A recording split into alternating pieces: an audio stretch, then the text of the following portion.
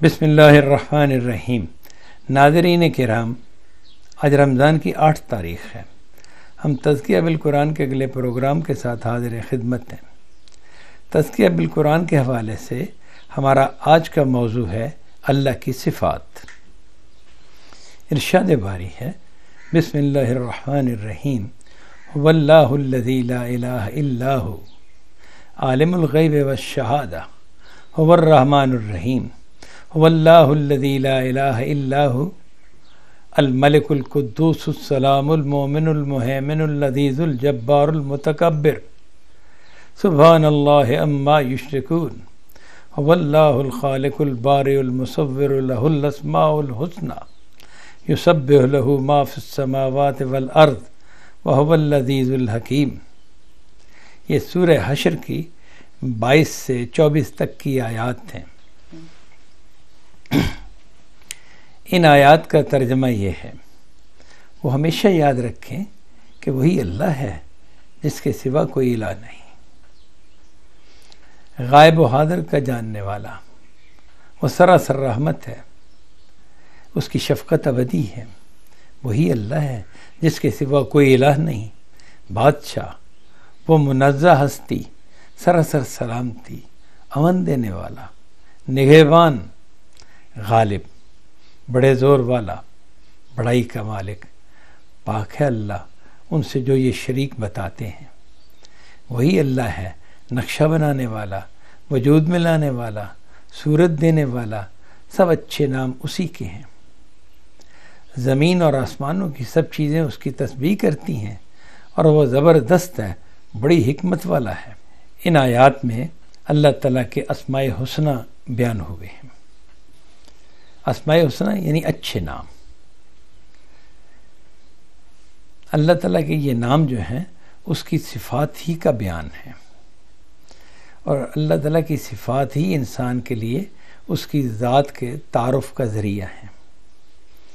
یعنی خدا کے اسماء خدا کی صفات ہیں، یا خدا کی صفات کا بیان ہے، اور خدا کی صفات ہی سے ہم خدا کا تعارف حاصل کرتے ہیں کہ وہ کون ہے، کیسا ہے، اس کی صفات کیسی ہیں، اس کی عظمت کیسی ہے، اس کا علم کیسا ہے۔ مختلف صفات جو ہیں ان کے حوالے سے ہمارا تعارف ان اسماء حسنہ ہی کے ذریعے سے ہوتا ہے۔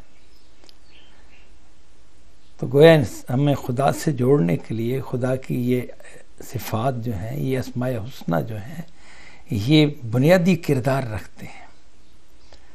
اگر ہماری نگاہ ان اسماء پر ہوگی، ان صفات پر ہوگی، تو ہم خدا کو صحیح طرح سے پہچانیں گے اور صحیح طرح سے اس سے متعلق ہوں گے، صحیح جذبات کے ساتھ متعلق ہوں گے، صحیح شعور کے ساتھ متعلق ہوں گے۔ اب ہم ان اسماء کو ایک ایک کر کے دیکھتے ہیں کہ ان سے کیا مراد ہے۔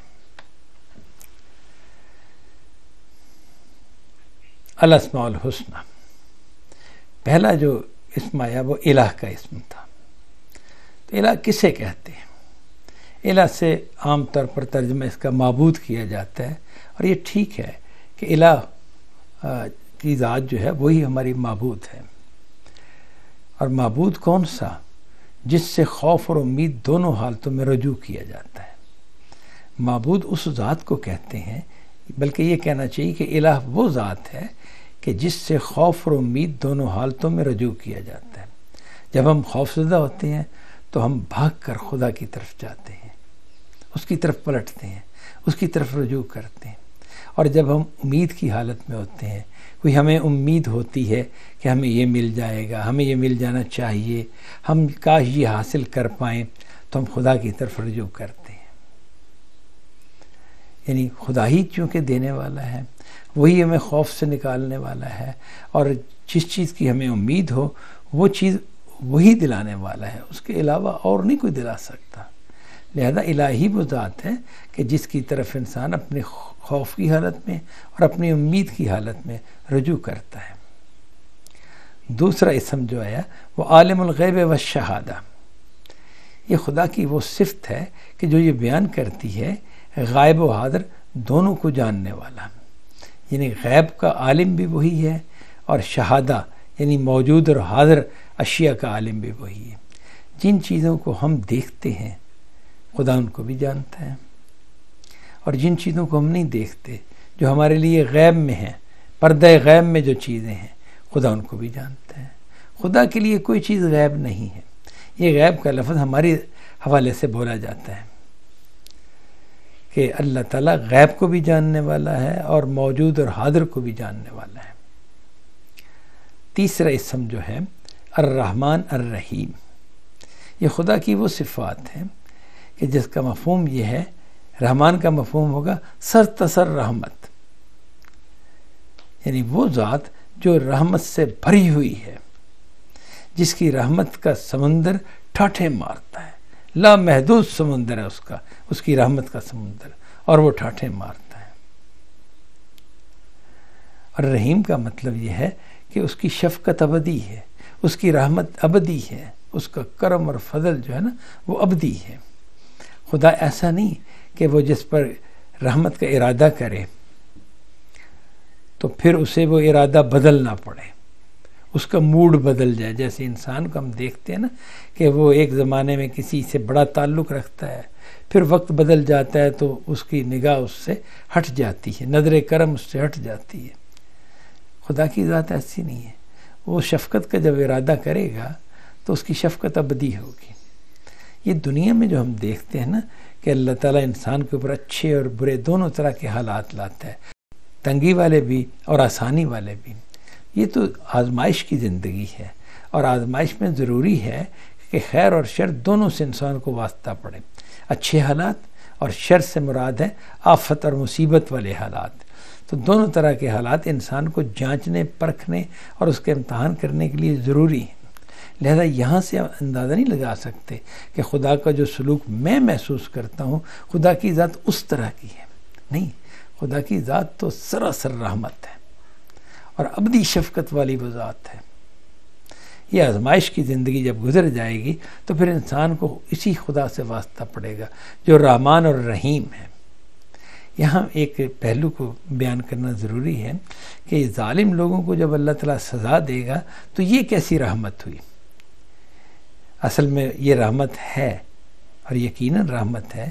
اس طرح کی یہ مظلوم پر رحمت کی گئی ہے.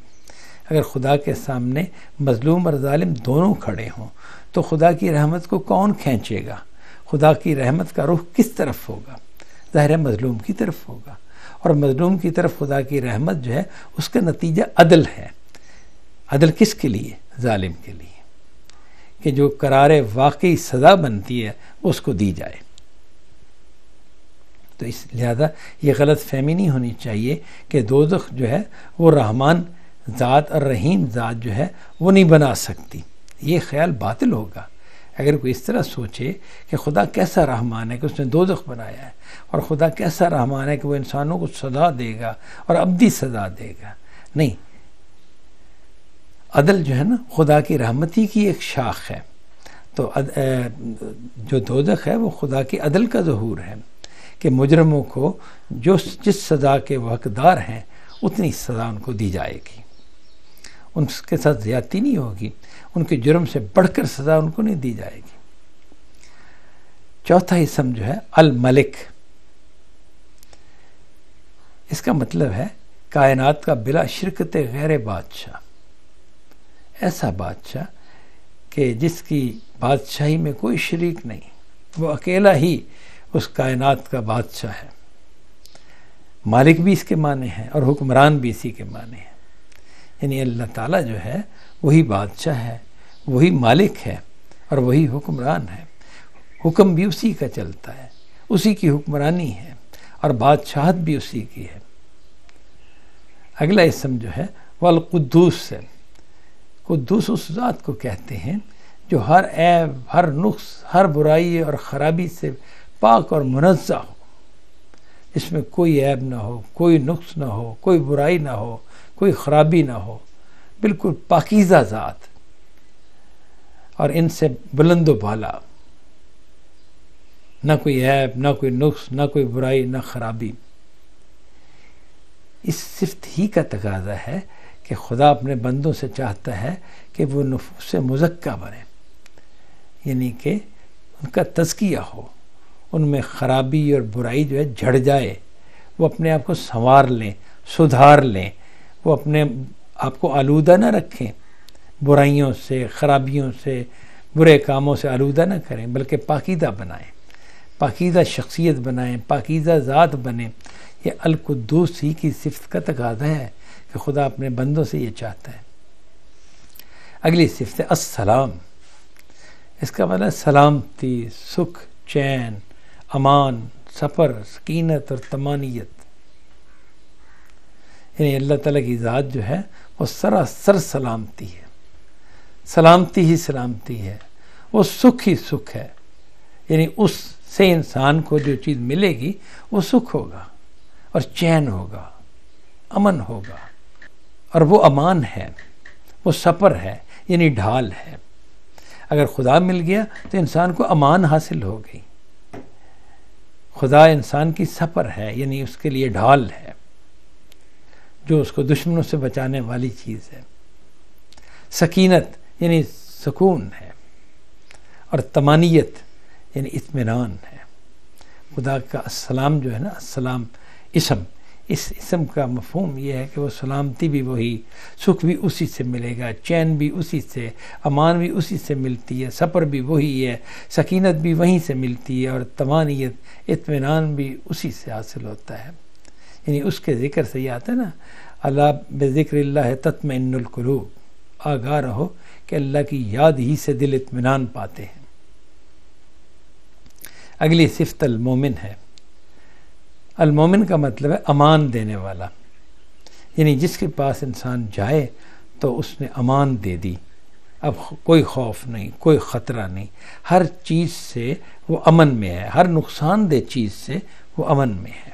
المہیمن کا مطلب ہے محافظ، معتمد اور وکیل، یعنی اللہ ہی انسان کی حفاظت کرنے والا ہے، اور اللہ ہی کی ذات پر اعتماد کیا جانا چاہیے، اور اللہ ہی ہمارا کارساز ہے۔ یعنی وکیل جو ہے وہ اللہ ہی ہے، اللہ ہی کارساز ہے، ہمارے کام بنانے والا ہے۔ اگلی صفت ہے العزیز۔ العزیز اس ذات کو کہتے ہیں جو غالب و قوی ہو، جس پر کوئی حاوی نہ ہو سکتا ہو، اور وہ سب کو شکست دے سکتا ہو۔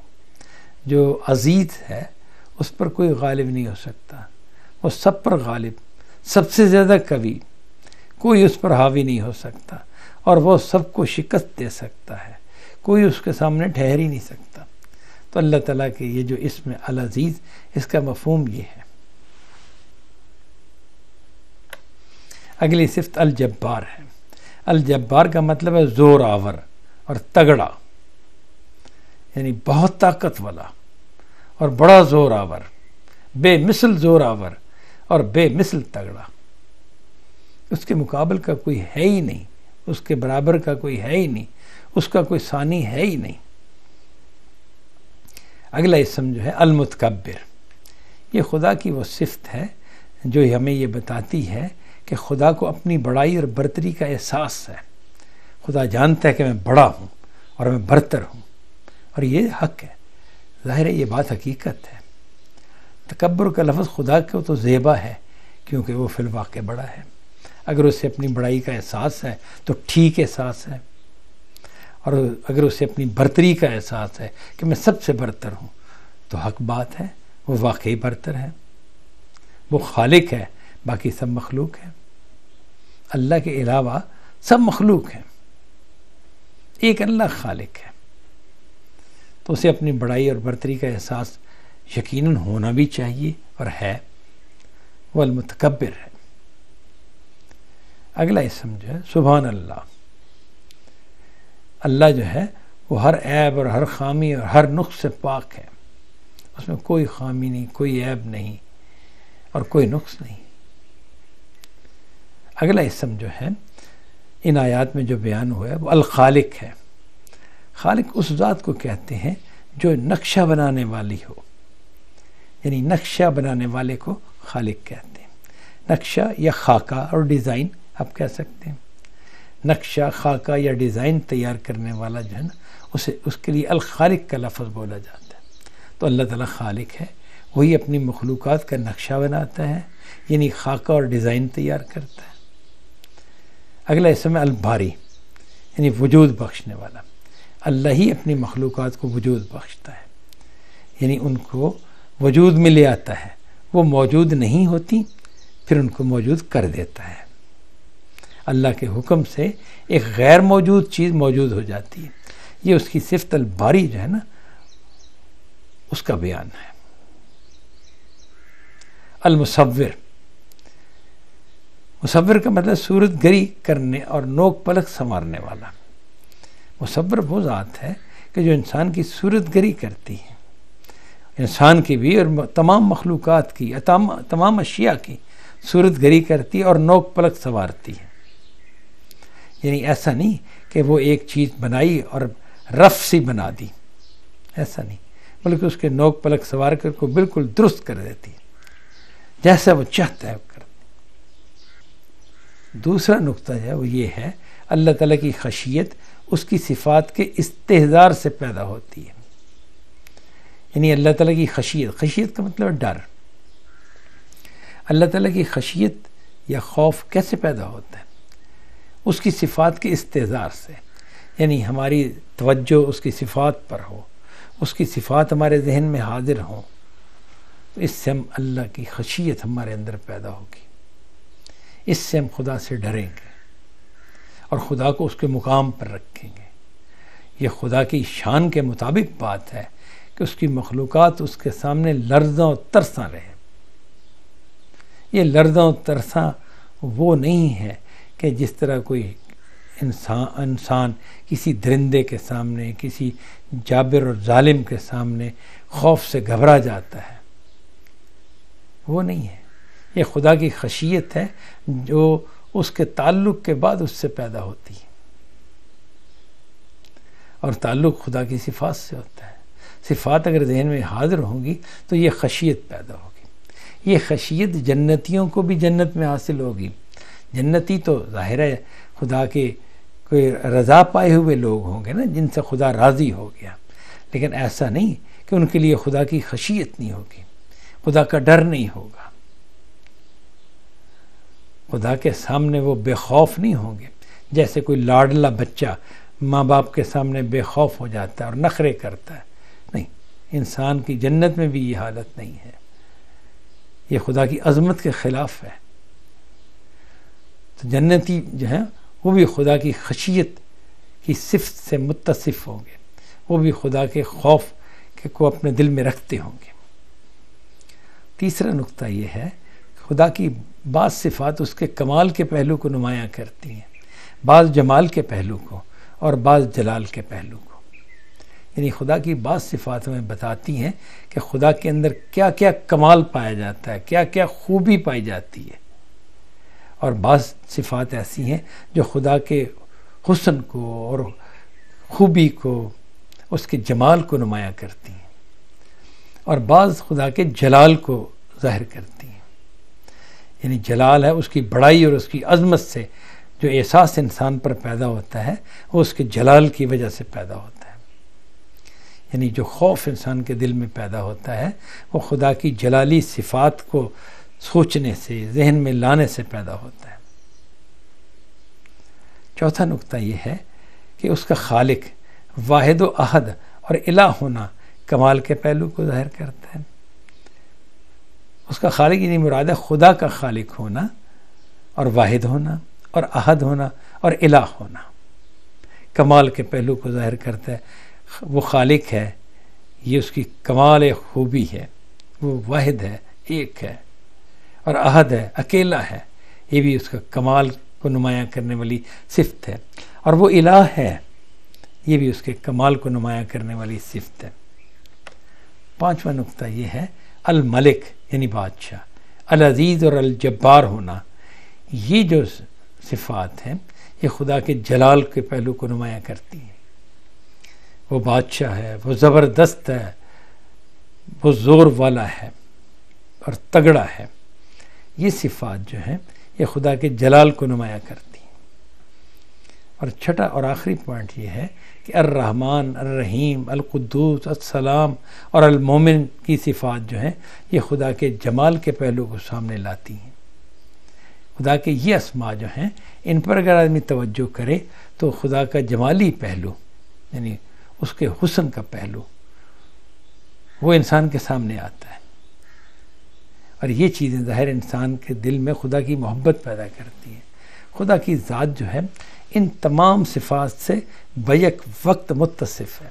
ایسا نہیں کہ خدا کبھی ملک ہوتا ہے، بادشاہ، اور کبھی رحمان ہوتا ہے، کبھی قدوس ہوتا ہے اور کبھی السلام ہوتا ہے، نہیں، یہ حالتیں تو انسان کی ہوتی ہیں، کبھی اس کا موڈ اچھا ہے، کبھی اس کا موڈ برا ہے۔